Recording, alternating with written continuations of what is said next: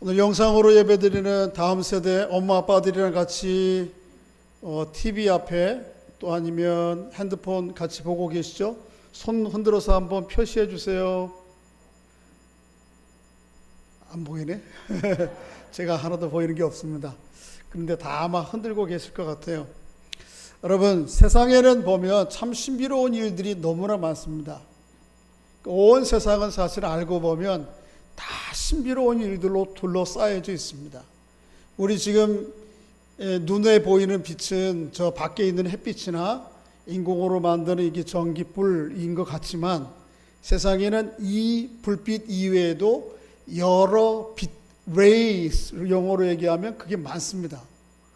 또 우리 귀에는 들리는 소리가 한정되어 있지만 우리 귀에는 안 들리지만은 이 세상에는 또 다른 소리들이 많습니다. 예를 들면 박쥐들만 들을 수 있는 소리들이 있어요. 우리 꼬마 친구들은 알지도 모르겠어요. 고래들이 있죠. 고래들만 알아들을 수 있는 자기들의 음성이 있습니다. 소리가 우리가 듣는 게 다가 아니고 빛이 이게 다가 아니에요. 이 세상에는 이 지구를 비롯해서 행성들이 자기 자전하기도 하고 또 태양을 중심으로 공존하죠. 이게 태양계는 그렇지만은 이런 행성들이 은하계가 세상에 수도 없이 많습니다. 근데 그럼에도 불구하고 하나도 부딪히지 않고 조화롭게 잘 진행되고 있습니다. 그죠? 여러분 혹시 연어에 대해서 아세요? 연어가 부화되어서 부화됐던 자리를 떠나서 강을 따라 흘러내려가잖아요. 그러면 이 연어들이 바다에 가서 한동안 살아요. 몸을 키워요. 그리고 다 커지면 희한하게도 연어가 자기가 태어났던 부화되었던 그곳을 찾아와요. 희한하지 않습니까? 수천리길 그 넓은 바다에서 떠돌다가 어떻게 자기가 왔던 곳인 줄 알고 찾아오냐고요. 희한하죠. 여러분 음악을 좋아하세요? 음악을 들으면 신나는 음악을 들으면 어떻게 하고 싶어요? 막 춤추고 싶죠.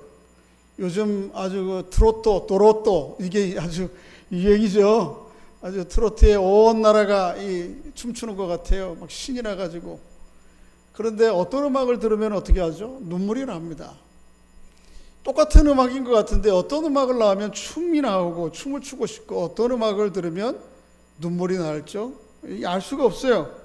나름대로 물리학자들이 우리에게 이루어지는 빛과 소리의 그런 어떤 움직임에 대해서 설명할 수 있겠죠. 천문학자들이 우주의 질서에 대해서 얘기할 수 있을 것입니다. 생태학자들이 연어가 자기 길로 돌아오는 것을 나름대로 설명할 수 있겠죠. 뇌과학 과학자들이 어떤 때는 즐거운 음악 가운데 기쁘고 어떤 때는 눈물이 나는지 설명은 되겠죠. 그런데 사실은 그런 모든 설명이 충족되지 않아요.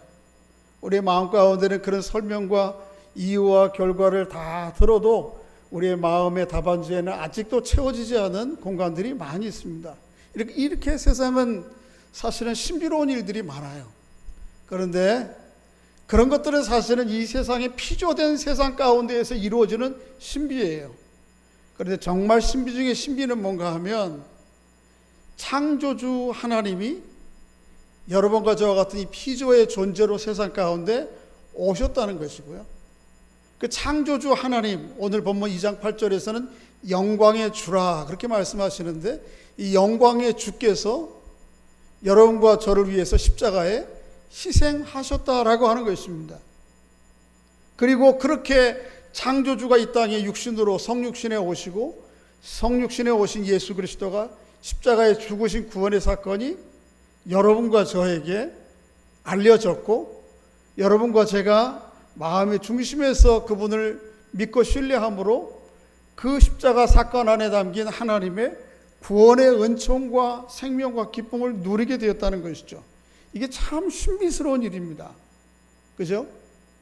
오늘 본문이 이에 대해서 이야기를 하고 있어요. 그래서 오늘 본문을 통해서 하나님이 이루신 그리스도 안에서 이루어진 이 구원의 신비롭고 놀라운 사건들이 어떻게 우리에게 주어졌고 우리가 누리게 되었는지에 대해서 살펴보기를 원합니다. 우리 지난주에 좀 말씀을 나누었는데 고린도 교회가 안고 있는 문제가 분쟁과 분열의 문제였는데 이 분쟁과 분열의 문제의 해결책, 하나님의 해결책이 뭐였어요? 십자가에 못 박힌 그리스도였습니다. 그런데 고린도 교회 분열과 분쟁의 문제를 해결하기 위한 하나님의 해결책이 십자가에 못 박힌 그리스도뿐만 아니고 사실은 우리 사람들이 안고 있는 모든 문제, 모든 사람들이 안고 있는 모든 문제에 대한 궁극적인 해결책이 십자가에 못 박힌 그리스도십니다. 할렐루야. 놀랍게도 십자가에 못 박힌 그리스도를 그 심중에 모시는 사람에게는 그가 안고 있는 모든 문제들을 해결할 지혜를 얻게 되고 힘을 얻게 되고 기쁨을 얻게 돼요.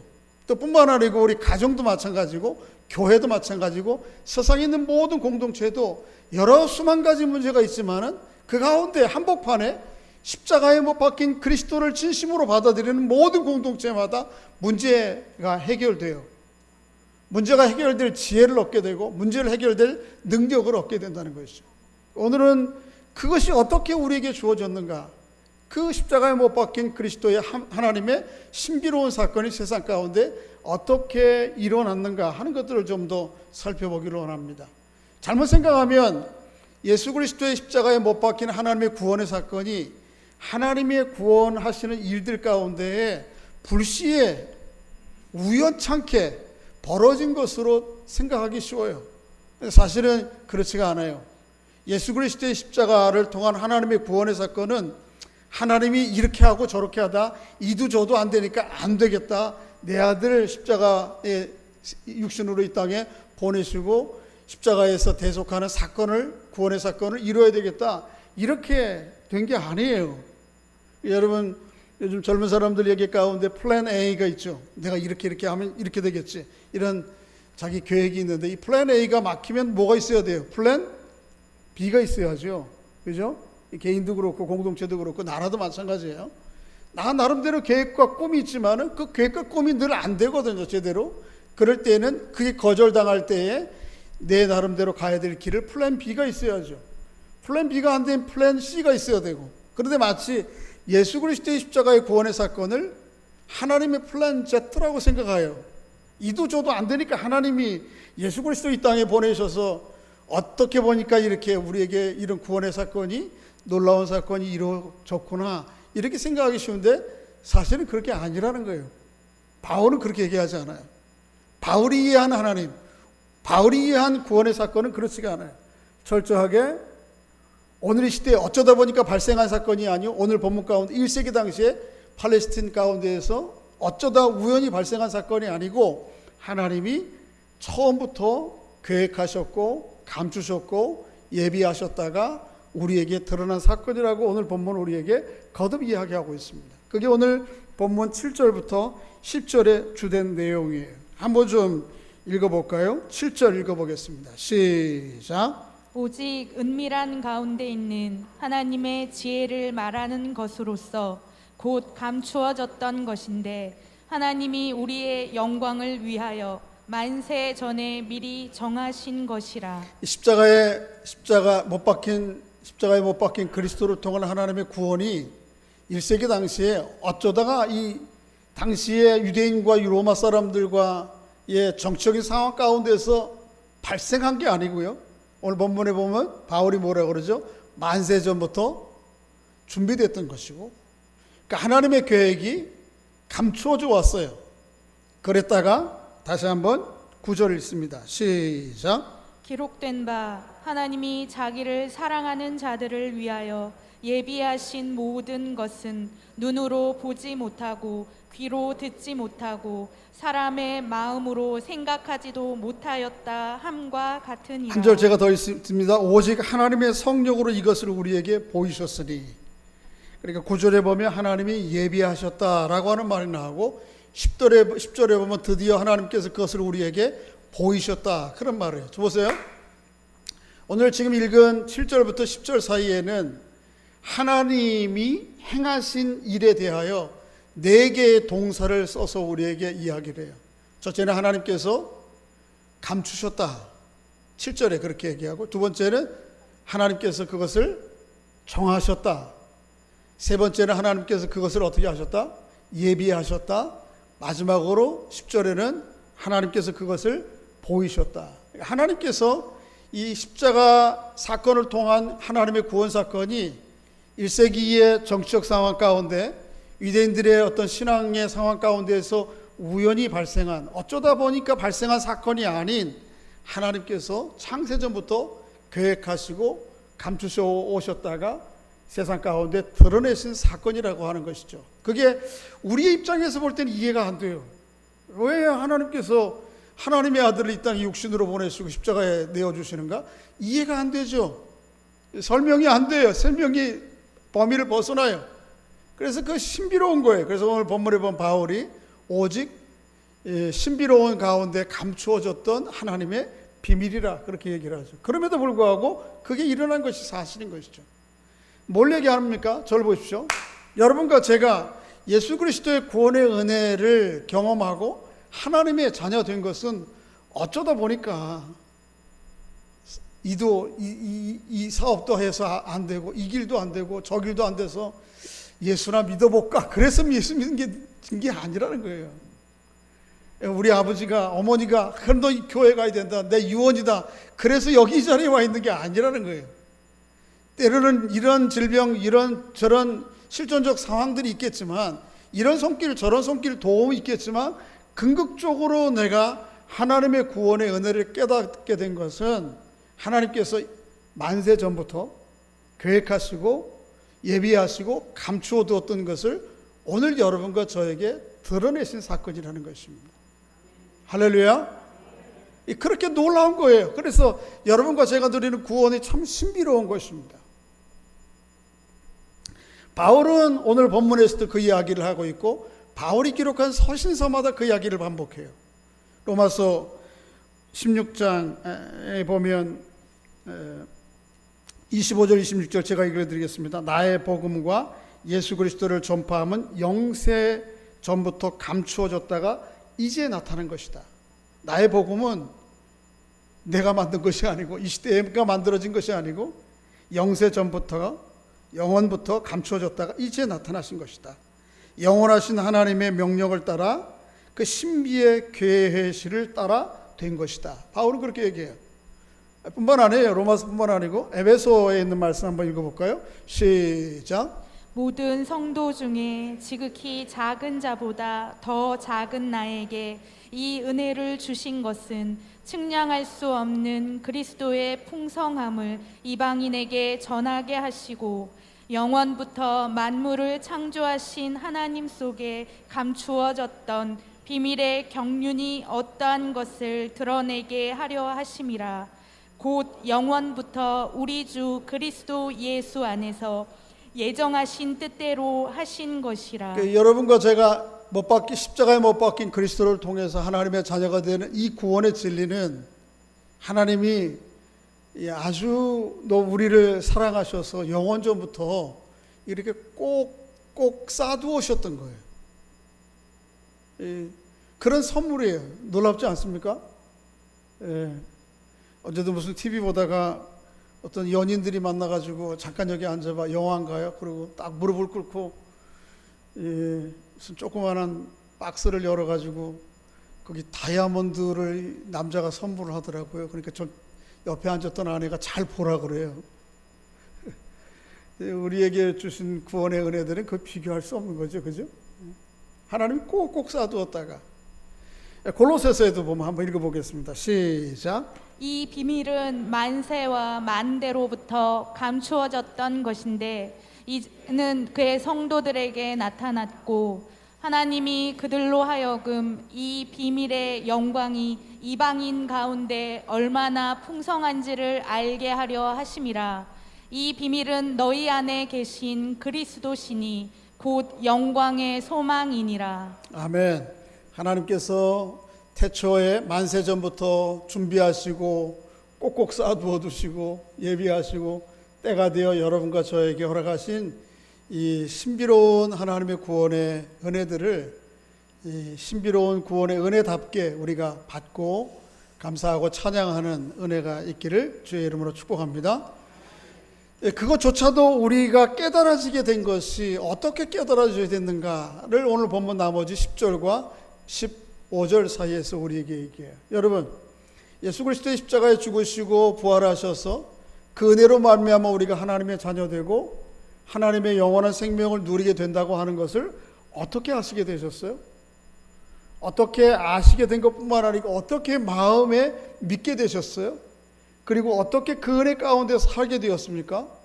우리는 잘못 생각하면 이거 내가 고민하고 씨름하다가 또 아니면 내가 실존적인 어려운 상황 때문에 결국 그 길로 가게 되었다라고 생각하기 쉬워요. 사실 그런 게 아니죠. 본문 당시에 로마 그리스 철학자들은 이 철학적 사유, 사색을 많이 해서 철학적 사색과 고민 속에서 하나님의 구원의 진리를 깨닫는다고 생각을 했어요. 그래서 사람들이 그 지혜를 추구했죠. 여러분, 십자가에 죽고 부활하신 예수 그리스도를 이 철학적 고민과 사유를 통하면 깨달아지나요? 믿어지나요? 알게 되나요? 아니에요. 여러분,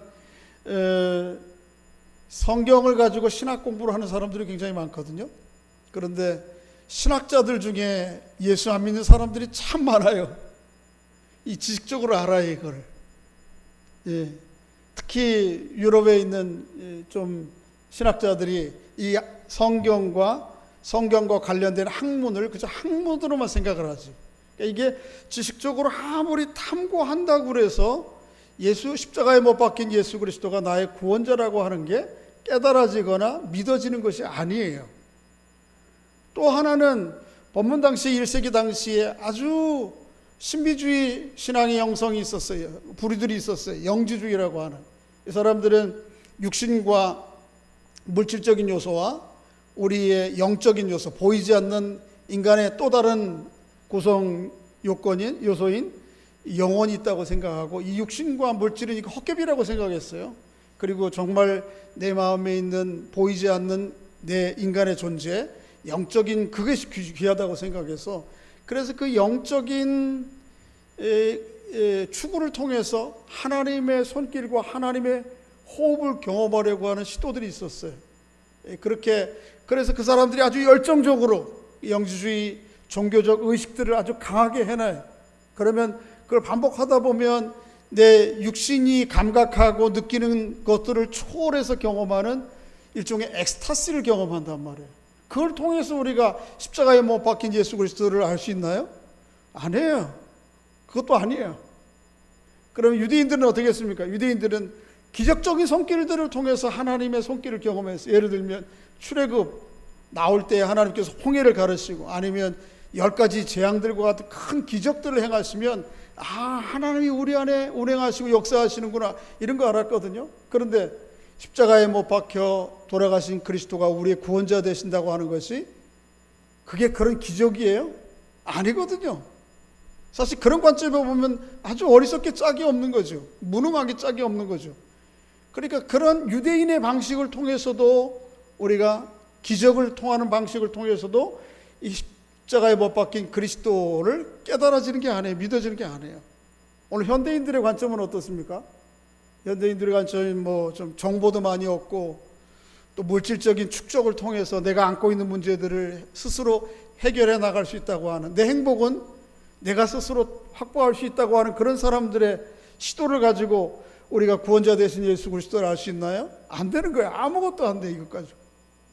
오로지 십자가에 못 박힌 그리스도가 나의 문제, 우리가 안고 있는 모든 문제의 궁극적인 해결자 되시고 그분 안에서 우리가 하나님의 영원한 생명과 은혜와 기쁨을 누리게 하시는 것은 전적으로 성령의 역사예요.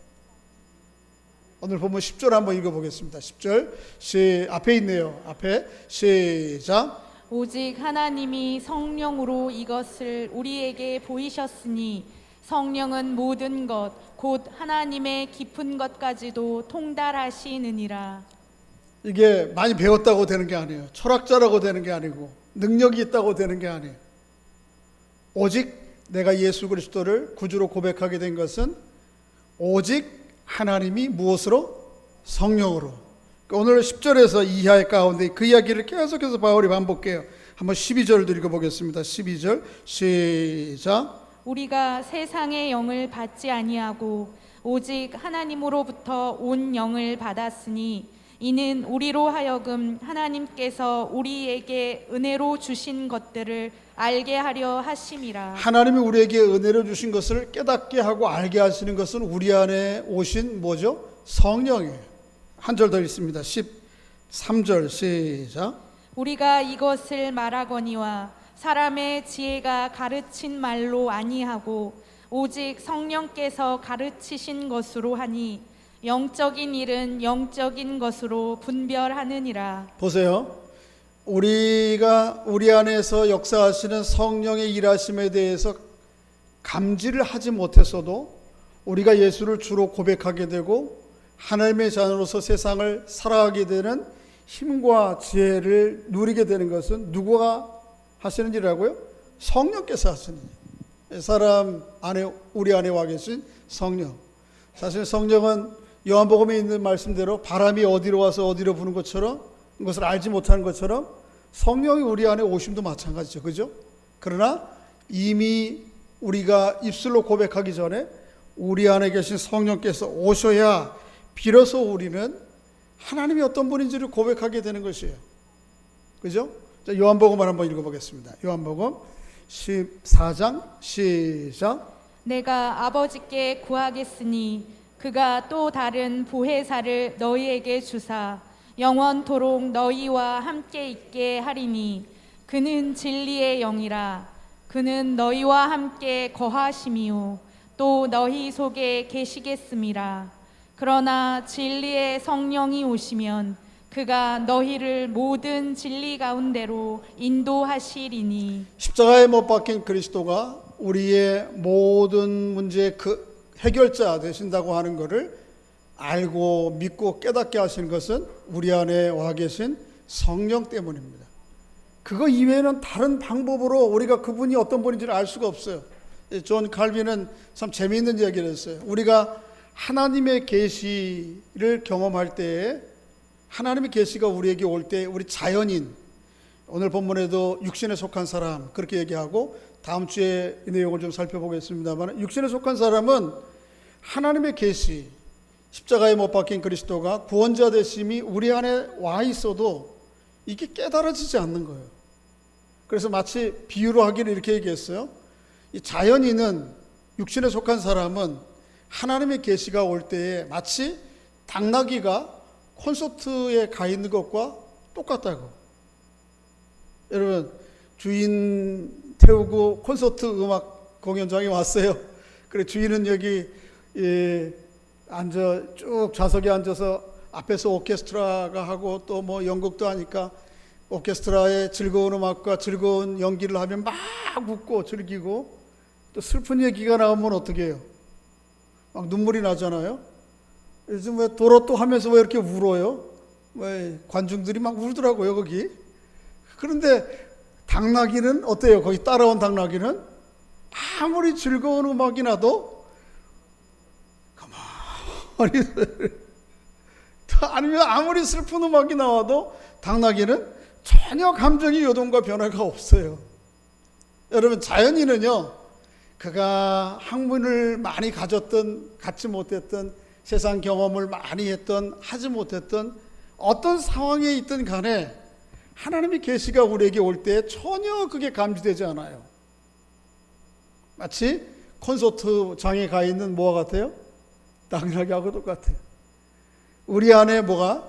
하나님의 영이신 성령이 주어질 때 오셔서 우리의 마음을 감동시켜 주시고 우리의 영적인 안목을 열어주시고 우리의 마음으로 그 하나님을 의지하게 될 때에, 일하시게 될 때 비로소 우리는 그분이 어떤 분인지를 알게 되고 그분을 주로 고백하고 그분 안에서 살아갈 힘을 얻고 능력을 얻게 되는 것입니다. 그러니까 여러분과 제가 지금 예수 믿게 되고 이렇게 이 자리에 와 있게 되고 신앙의 여정을 계속 가게 되는 것은 내가 거기에 어떤 반응하기 이전에 먼저 내 안에서 역사하시는 분이 계시는 거예요. 할렐루야. 성령의 추동하심과 성령의 견인하심이 있는 거죠. 앞에서 성령께서 먼저 오셔서 이끄시고 또 때로는 그 길을 제대로 가지 못할 때 가도록 밀어주시는 하나님의 성령의 역사, 그것 때문에 오늘 우리가 이 자리에 와 있는 것이죠. 그게 참 신비스러운 것입니다. 마지막으로 참 우리 안에 이루어진 십자가에 못 박힌 그리스도를 통한 구원의 은혜가 참 감사한 것은 이 하나님의 오래전부터 만세전부터 준비하시고 계획하신 이 사건, 성령으로 알려진 사건이 다름 아닌 누구에게? 나에게 이루어졌다는 것입니다. 여러분, 아무리 좋은 일이 옆집에 금송아지가 있으면 뭐예요? 그건 우리 집이 아닌데, 아무리 좋은 일들이 선물이 있으면 뭐합니까? 나하고 상관이 없으면 아무 상관이 없는 거죠. 그런데 놀랍게도 하나님의 구원의 사건이 바로 누구에게? 여러분과 저에게 그 일이 벌어졌다는 것이죠. 일어났다는 것입니다. 오늘 바울이 오늘 본문에 보면 그 사실을 여러 번 반복해 설명해요. 그래서 우리라고 하는 말을 계속해서 반복해요. 한번 좀 다시 한번 읽어볼까요? 한번 7절, 앞에도 나오지만 10절 먼저 다시 한번 읽어보겠습니다. 시작. 오직 하나님이 성령으로 이것을 우리에게 보이셨으니 성령은 모든 것 곧 하나님의 깊은 것까지도 통달하시느니라. 누가? 성령께서 누구에게요? 우리에게 나에게도 포함, 나는 물론 우리 속에 포함되겠죠. 12절도 한번 읽어보겠습니다. 12절 시작. 우리가 세상의 영을 받지 아니하고 오직 하나님으로부터 온 영을 받았으니 이는 우리로 하여금 하나님께서 우리에게 은혜로 주신 것들을 알게 하려 하심이라. 13절에도 우리가, 계속해서 우리가, 보세요, 놀라운 거예요. 오늘 본문의 이 당시에 우리는 누구예요? 고린도 교회 성도들이죠. 이 고린도 교회 성도들은 대부분 이방 지역에 사는 사람들이에요. 이방 지역, 이방 사람들이에요. 이 사람들은 원래 하나님의 먼저 부르시고 약속을 해주신 유대인들에 비해 보면 아주 관계가 없는 사람들이에요. 그렇지 않아요? 그래서 바울은 로마서 9장에서 뭘 이야기하기를 유대인들과 이방인들을 비교하면서 유대인들과 이방인들을 비교해 볼 때 이 이방인들은 사실은 하나님의 구원과 아무런 관련이 없는 사람이라는 것을 이렇게 얘기해요. 9장에 보면 유대인들은 하나님 앞에 일찍이 양자된 사람들이다. 유대인들은 하나님의 영광을 경험한 사람들이다. 언약들과 율법들을 경험한 사람들이, 그들에게는 일찌감치 하나님을 예배하는 일이 있었고 약속들이 있었다. 조상들로 얘기하면 그리스도가 그들에게서 났다. 그런데 우리는 어때요? 오늘 본문 가운데 우리라고 얘기하는 고린도 교회 성도들은 사실은 아무 상관이 없는 사람들이에요. 더더욱 여러분과 저는 오늘 본문 당시뿐만 아니고 저쪽 중동에, 그래도 이 성경의 배경이 중동의 어느 사람들, 셈족 사람들을 통해서 일어났는데 그들과 우리는 또 전혀 다른 사람들이에요. 그런데 놀랍게도 그 구원이 오늘 이 시대에 이 자리에 있는 여러분과 저에게 주어졌다는, 이게 참 신비로운 일이죠. 생각해보면 그러지 않습니까? 어떻게 내가 예수 믿고 하나님의 권속이 되고 하나님의 자녀가 되었는가? 그래서 바울은 이방 지역을 다니는 교회들마다 갈 때마다 이 사실을 강조해요. 우리가 그리스도 이전에는 어떤 사람이었는지, 그리고 그리스도로 인해서 드디어 우리가 어떤 사람이 되었는지, 한번 에베소서 대표적인 말씀 한번 읽어보겠습니다. 시작. 그때 너희는 그리스도 밖에 있었고 이스라엘 나라 밖에 사람이라. 약속의 언약들에 대하여는 외인이요 세상에서 소망이 없고 하나님도 없는 자이더니 이제부터 너희는 외인도 아니요 나그네도 아니요 오직 성도들과 동일한 시민이요 하나님의 권속이라. 그렇습니다. 참 생각해보면 우리가 예수 믿고 신앙생활 하게 된 거, 사실 유대인들은 수천 년 동안 하나님의 언약과 하나님의 관계 속에서 살아왔죠. 그 가운데서 하나님의 놀라운 사건들도 경험했지만, 그런 사람들에게 우리와 똑같이 너도, 오늘 이 시대의 여러분과 저를 향해서도 너도 똑같은 하나님의 권속이요 성도들과 동일한 시민이라고 말씀해 주시는 거예요. 이게 참 놀라운 일이죠. 신비로운 일입니다. 신비가 아니면 해결이 안 되는 것이죠. 설명이 안 되는 것이죠. 물론 이런 역사 속에서 이런저런 루트와 과정들을 통해서 우리가 예수 믿게 되었지만, 오늘 이 시대에 우리가 똑같은 하나님의 아브라함과 똑같은 자녀들이요 하나님의 백성이요 예수 그리스도와 예수 그리스도의 제자들과 동일한 하나님의 권속이 되는 것은 참 놀라운 일인 것이죠. 십자가에 못 박힌 그리스도는 참 우리에게 놀라운 선물입니다. 그래서 이 땅을 살아가는 동안 십자가 무한 영광이라고 찬양하고 고백할 수밖에 없는 것이죠. 이 신비를 경험하고 깨달은 사람은 이 노래를 하는 거예요. 이제 말씀 맺겠습니다. 요즘 사람들이 뭐 활동도 밖에 못하고 하는데 연극 의미 있는 연극 하나 소개할게요. 라스트 세션이라고 하는 연극인데 1800년대 태어난 아주 철저한 모실론자 오스트리아의 갑자기 이름 생각이 안 나. 프로이드 정신분석학을 연구한 사람이죠. 이 사람은 철저한 모실론자예요. 이 모실론자 프로이드가 자기 서재에 영국의 기독교 문학 작가이면서 문학적인 방식으로 인문학적 방식으로 기독교를 변증하는 C.S. 루이스를 초대하는, 그래서 무신론자 프로이드와 C.S. 루이스가 중요한 주제들에 대해서 대화하고 때로는 논쟁하는, 이걸 연극으로 만든 거예요. 그게 라스트 세션이라고 하는 것입니다. 여러 주제들에 대해서 얘기해요. 기쁨과 슬픔은 무엇인지, 인간의 행복과 고통은 무엇인지, 삶을 무엇인지, 죽음은 무엇인지, 여러 한 세션들에 대해서 한 사람은 누구의 입장에서 철저하게 무신론자 입장에서 프로이드는 자기 주장을 하고, 한 사람은 C.S. 루이스는 유신론자 입장에서 계속 논쟁을 이어가요. 끝까지. 그 모든 세션들이, 주제들이, 대화들이 의미 있고 참 귀한데, 그것보다 이 첫 장면과 마지막 장면의 대조, 거기에는 뭐 논쟁도 대화도 없지만은 이 장면이 짧지만은 그 인상이 아주 오래 깊은 것이죠. 첫째 장면이 뭔가 하면, 프로이드는 철저하게 무신론자이니까 눈으로 경험되고 물질로 경험되는 것 이외에 다른 우리 안에 일어나는 일들에 대해서 인정을 하지 않는 거예요. 사실로 인정을 하잖아요.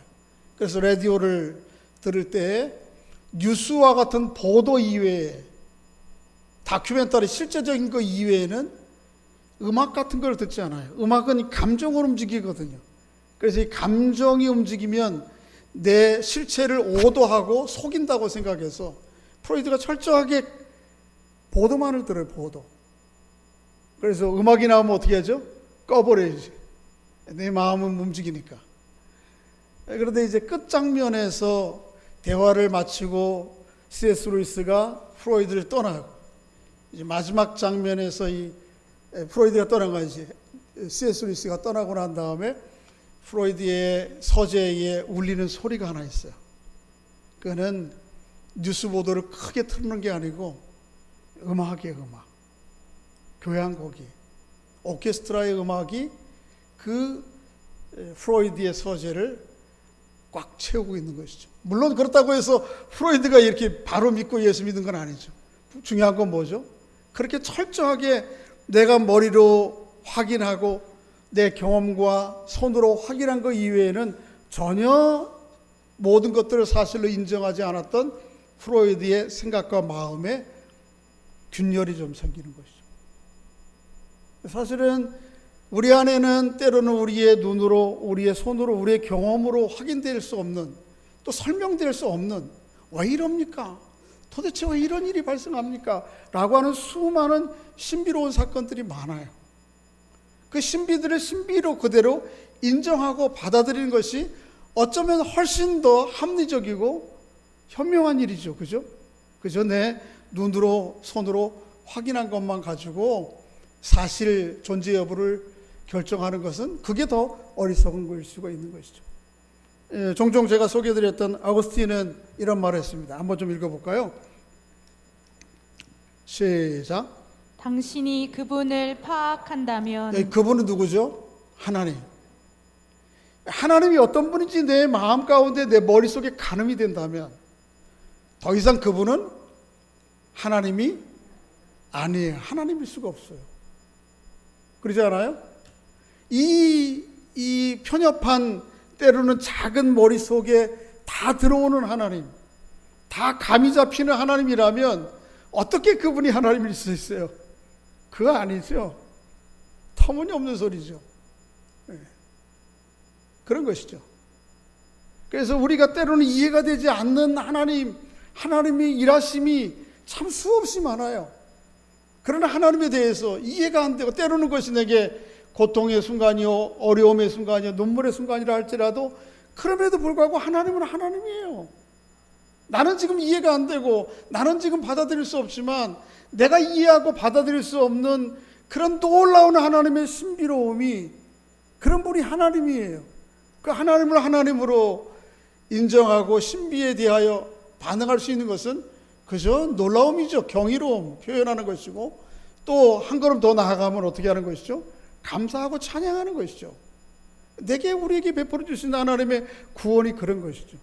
그렇게 새롭게 하나님을 좀 더 알아가고, 하나님 안에서 놀라고, 하나님 더 의지하고, 하나님 더 감사하고, 하나님 더 노래하며 나아가는 여러분과 제가 될 수 있기를 주의 이름으로 축복합니다.